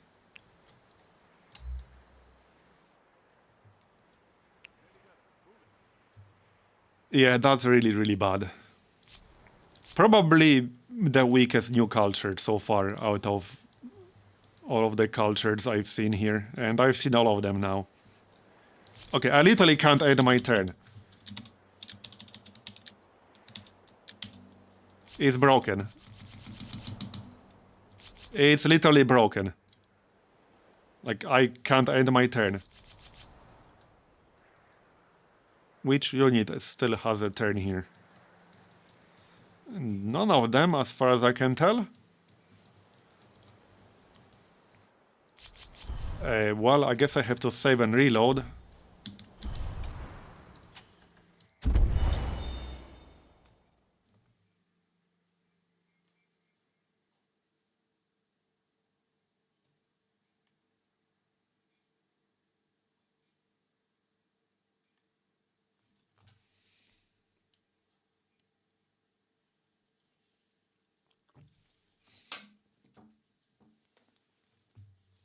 Any day now.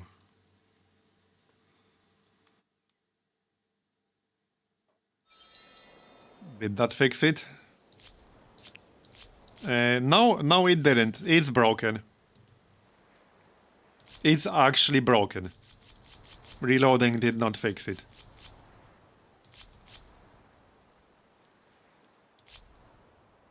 Well, shit. Looks like that might be the forced ending here. Because I literally cannot continue. Like, I just straight up cannot continue. No, it won't. That's just in Civ, not in Humankind.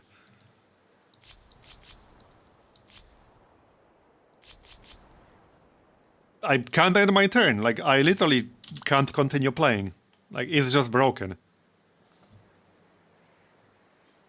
I can restart the game entirely. But the reloading did not fix it. If restarting the game doesn't fix it, I guess that's going to be it. That's going to be it. Let's find out.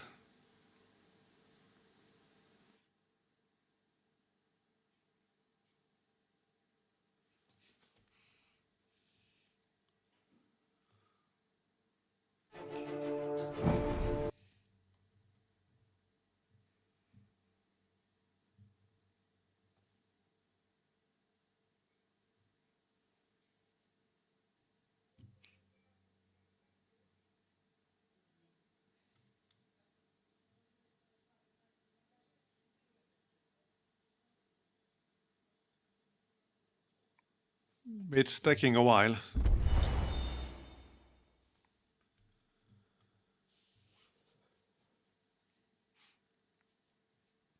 Scots. These are weird looking Scots. I know that's not what it's supposed to be, but it kind of looks like. That's what it's referring to.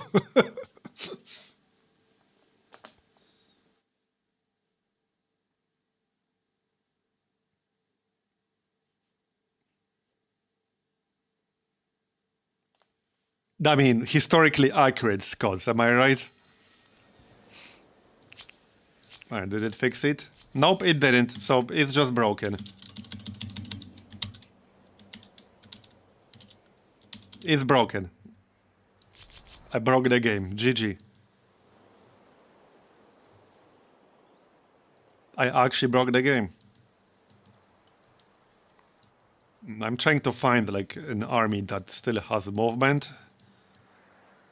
But I'm not seeing any.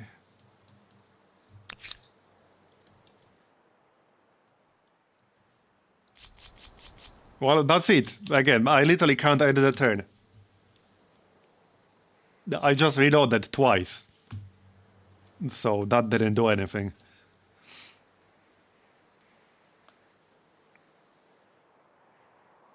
Well, I mean, I guess that's going to be it then, because I don't see what else I can do here other than reload twice.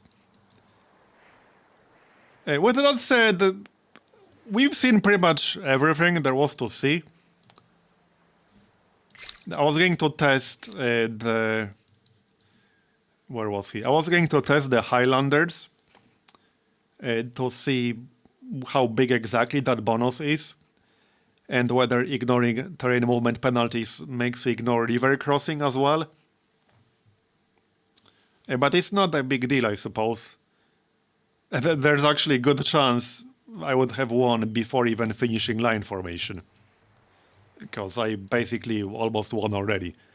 I was about to vassalize pink, and then I would just have to vassalize orange, and that would be basically it. What about the unit on the island?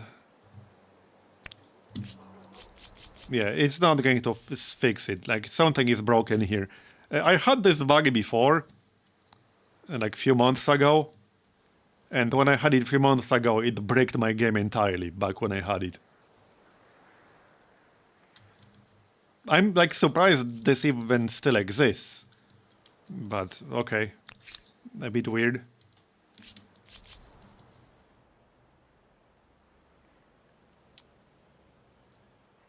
Well, anyway, yeah, but that's going to be it. I can't do anything to continue this. I just can't. It's broken.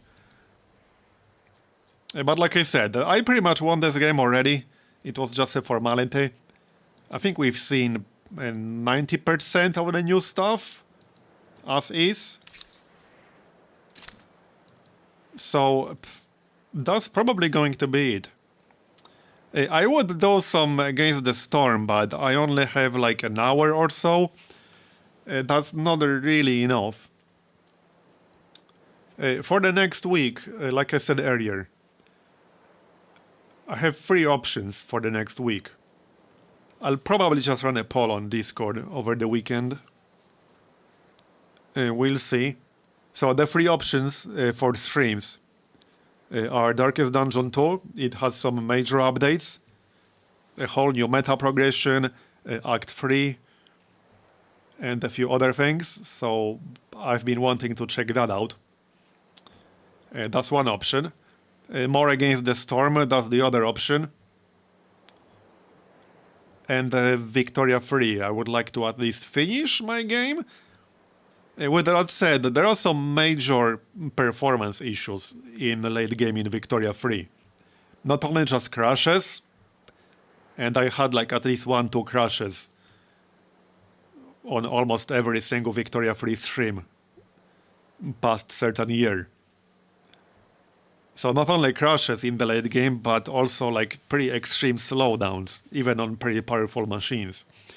So like personally, I'm leaning towards Darkest Dungeon 2, with some Against the Storm thrown in here and there. Yeah, Victoria 3 really needs some updates. And they did make a post recently with their plans for the next few months. But it really needs some major updates. Yeah, Devalish, I actually saw somebody mention that on one of the Discords I'm in, that is multiculturalism that causes the game to get an extreme slowdown. Something to do with like calculating accepted cultures every tick or something, I don't know. But apparently that's one of the causes for the slowdown. That reminds me a little bit of Stellaris 1.0. Not sure how many people remember that. That had some performance issues in mid-game and late game. But yeah, like I said, I'm leaning towards Darkest Dungeon 2, and I actually held off on starting it at all, because they did reset all of the progress with the meta update. You have to basically start from 0. I think you get some stuff for the progress you had previously. But I haven't played the new meta update at all yet. I was going to do it on the stream. So I will likely do that next week. And again, some Against the Storm here and there. I still want to do some more prestige levels. There are a few other things that I might use for videos, not necessarily for streams.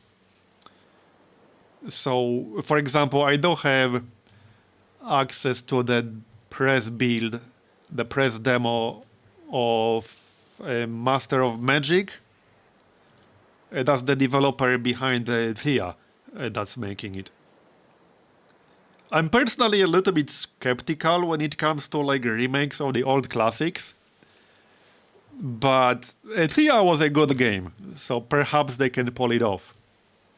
The press demo is only like first 100 turns, but I still wanted to check it out when I have the time. But that might not be a stream, that might be just a regular video, I'm not sure yet.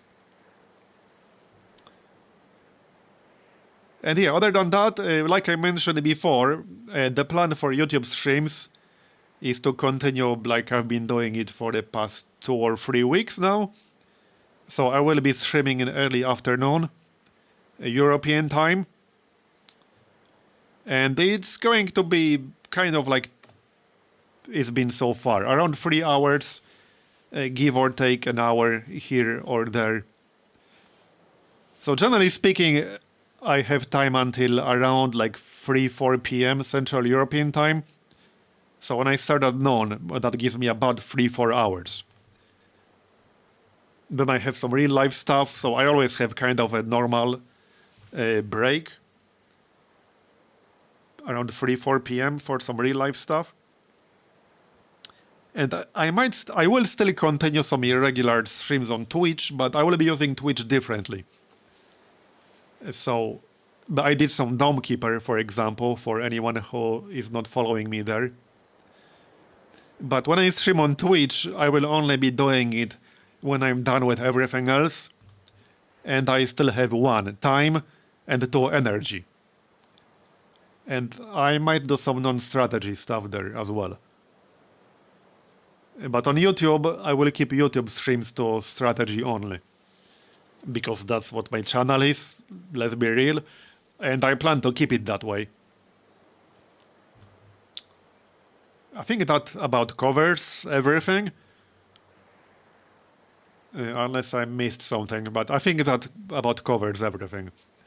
At least that's the plan for the near future.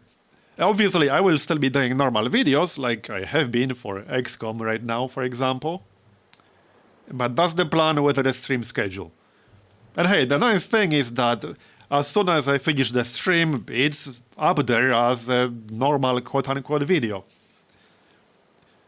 And YouTube does actually treat actual live streams differently than video. So that's the difference, because I sometimes get the question, why don't I just straight up upload Twitch live streams to YouTube? You can't really do that, because uploading a video of a live stream is not the same as an actual live stream. YouTube algorithm treats actual live streams differently than videos. So it's completely different when you actually stream here than if you just take a stream from Twitch and upload it with zero editing. That's 2 entirely different things. I have still been talking with an editor. I mean, I went through like, I don't know, 3 or 4 editors this year. They haven't really worked out. If I actually find someone who does work out, I might start doing some more edited videos of some Twitch live streams. I wanted to upload the King Arthur Knight's Tale campaign to YouTube with some editing, but that's a lot of editing. I definitely don't have enough time to do all of it myself without sacrificing something. And then there's stuff like Dome Keeper. I would definitely upload that with some editing. But yeah, we'll see. I think that covers everything now. Unless anyone has any questions. It's a good moment to chat a bit, because, I mean, we're done with this game, since it's broken and I can't continue.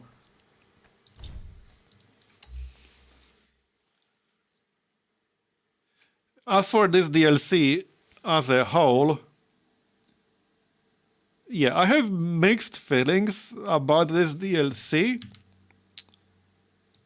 It's probably fine for its price. What's the actual price in US dollars? I only know the regional price.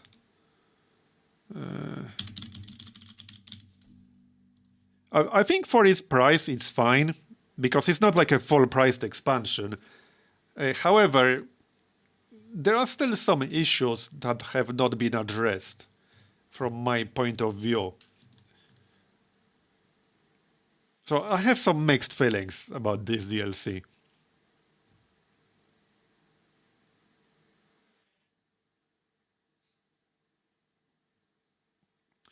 Yeah, you mean for Long Road the Chosen editing? Yeah, see, the problem with that is that, yeah, I was generally happy with how that was working out, but it took me a lot of time to edit Longer of the Chosen streams. A lot of time. I even had an unlisted video of me editing one of the episodes posted in Discord. But it took me an unsustainable amount of time to edit that. Basically, the only way I would be able to continue that would be if editing live streams completely replaced making videos for me. Because that was several hours a day, every single day.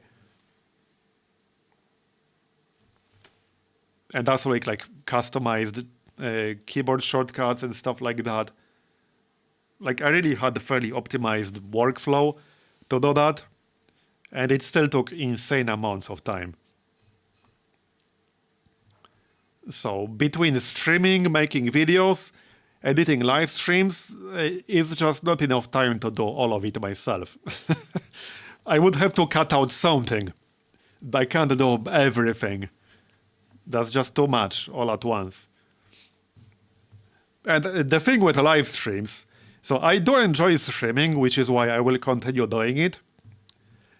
But a live stream will always be the same amount of time. Like, what I mean is, if you have a 4-hour live stream scheduled, that will always take 4 hours. Right? Because like a 4-hour live stream will always take 4 hours. You can kind of optimize making videos. You can save some time here and there. You can save time on editing by optimizing your workflow. So you can like do something. But if you have a 4-hour live stream, that's always going to be 4 hours, unless you make it 3 hours.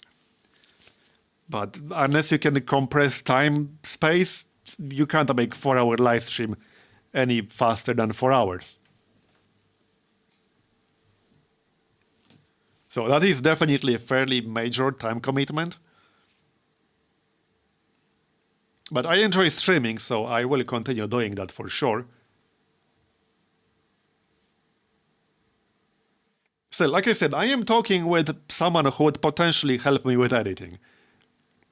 I just like don't want to promise anything until I know for certain I will be working with that person regularly. And it's not decided yet. Yeah, anyway, like I said, I think that covers everything, right? So again, for next week, it's going to be probably Darkest Dungeon 2 and Against the Storm. I don't know if I'll finish the Victoria free game, maybe. I think we're done with Together We Rule for now. So thanks for coming, everyone. I appreciate it. And yeah, I'll see you next time. Bye-bye.